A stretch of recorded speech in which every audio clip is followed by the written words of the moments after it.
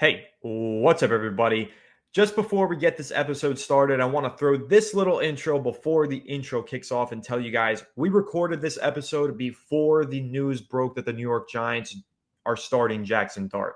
So, some of the things that we're going to talk about are going to be under the pretense of will they start Jackson Dart? But I still think there's a lot of good information in this episode, so we're uploading it anyway, just because we have conversations about the ramifications of potentially starting Jackson Dart that are still relevant. So definitely do stay tuned, strap in for this episode. It's going to be a good one regardless. And we already have a reaction episode up on the channel if you want to check that out to the Jackson Dart starting over Russell Wilson news. So, yeah, this episode was filmed before the news broke. Just wanted to clarify that for you guys. But nevertheless, a lot of good info here, still relevant to the news that the Giants are going to be starting Jackson Dart. So, hope you guys enjoy. Stay tuned, and I'll catch you guys in the next one.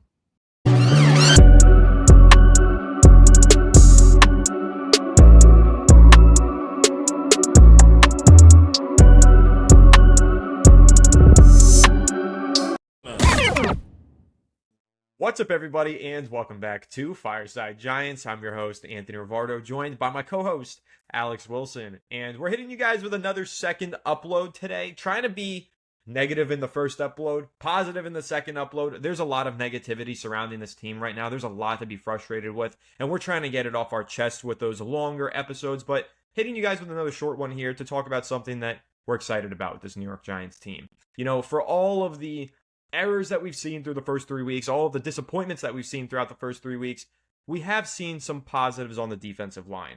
Brian Burns looks like an all-pro. Kayvon Thibodeau looks like a pro bowler, and I'm really excited about this duo, Alex, and just want to have a chat with you about how exciting these two have looked through the first 3 weeks of the season. So how are you doing today, and what's your kind of reaction to the first 3 weeks from Brian Burns and Kayvon Thibodeau?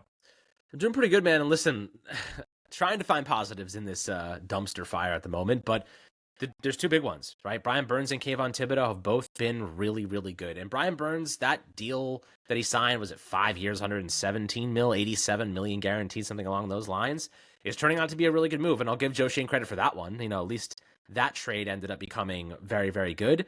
I think that was the second round. They used the second round pick from the Seattle Seahawks that we traded away Leonard Williams for, and we used that for Brian Burns.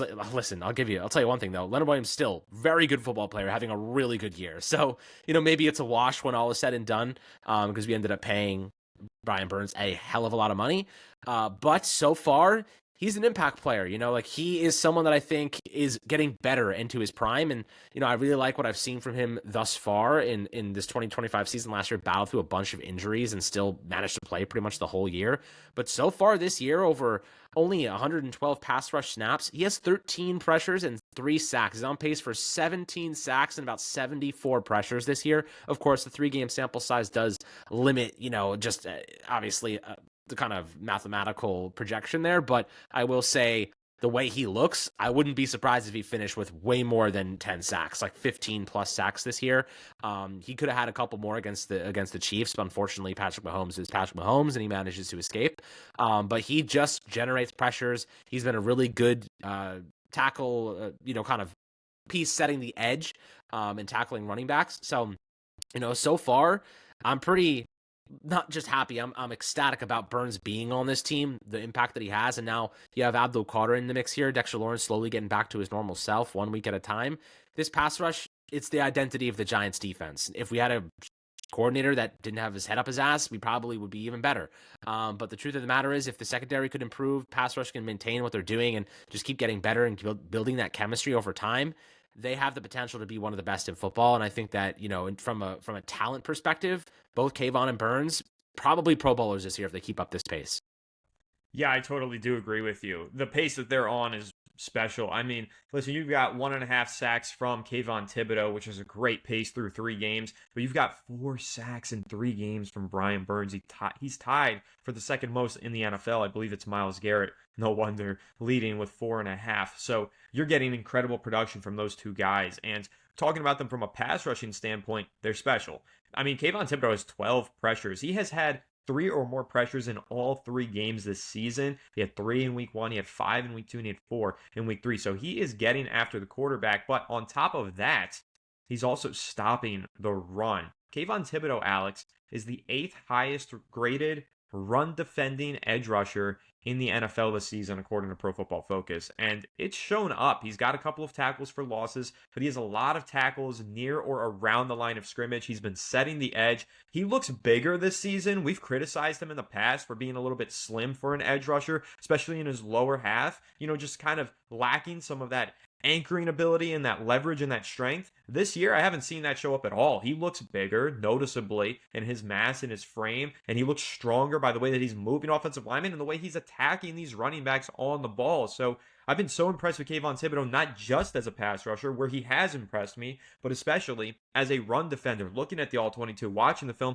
and just watching the games live, he is showing up against the run, and I think that's really, really important, and I want to get your take on that, Alex. But really quickly, I do just want to give a quick shout out to the sponsor of today's episode, which is Sleeper.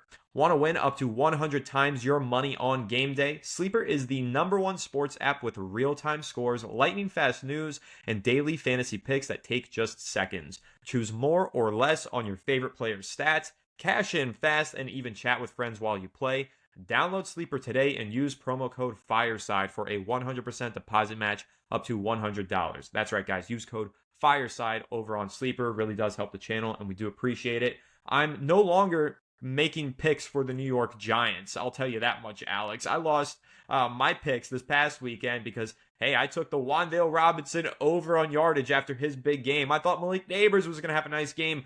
The only pick that I had for the Giants that was correct was Cam Scatterbo anytime touchdown, but no more picks for the Giants for me personally, but I am still going to be having a ton of fun on Sleeper, picking Lions players who are scoring touchdowns from all over the place. Ravens players. Jeez. That was a great game last night. Super Was a fun. great game. So, and it's always more fun when you are playing along on Sleeper while watching the game. And I'll definitely be doing that for Thursday Night Football. So stay tuned. We're going to have some picks for you guys on our next read for Sleeper. But yeah, Alex, I want to get your take on Kayvon Thibodeau, his ability to stop the run, and how that's really helped improve the New York Giants defensive line.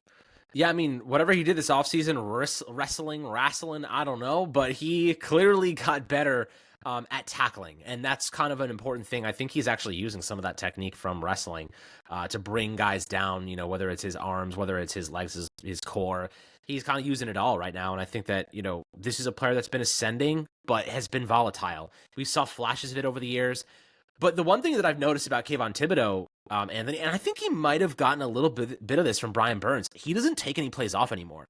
In the past, Kayvon used to take plays off. He would get tired, he would get gassed, he would kind of disappear. Like, there were just times where I was like, where is this guy?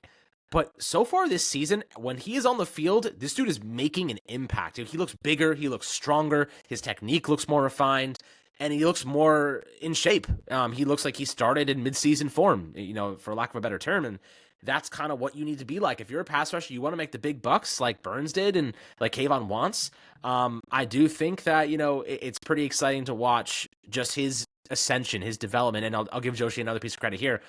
Picking up his fifth year option was a good move because now they got him locked in for next year at $14 million.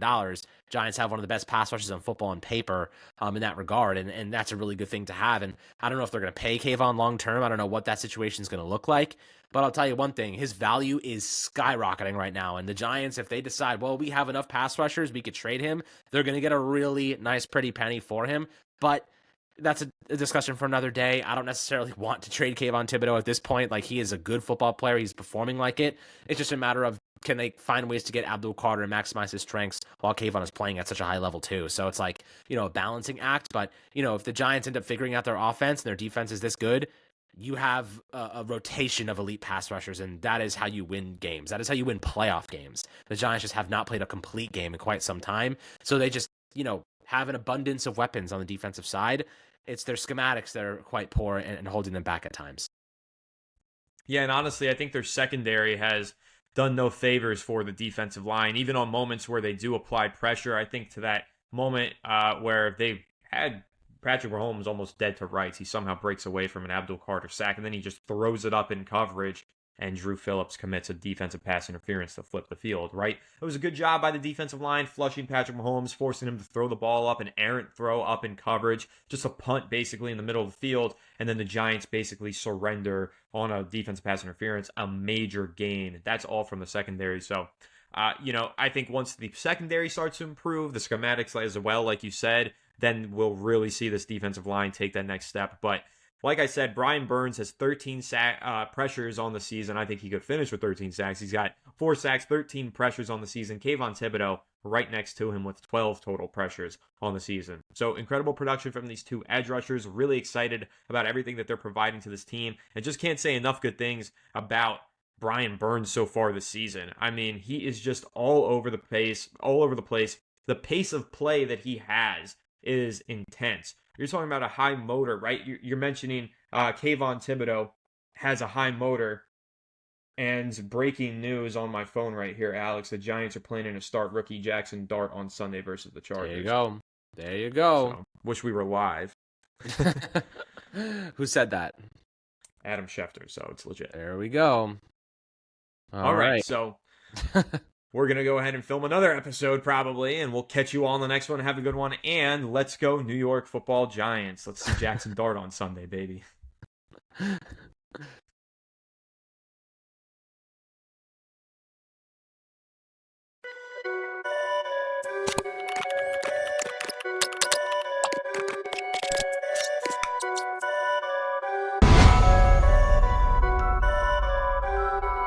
Perfect.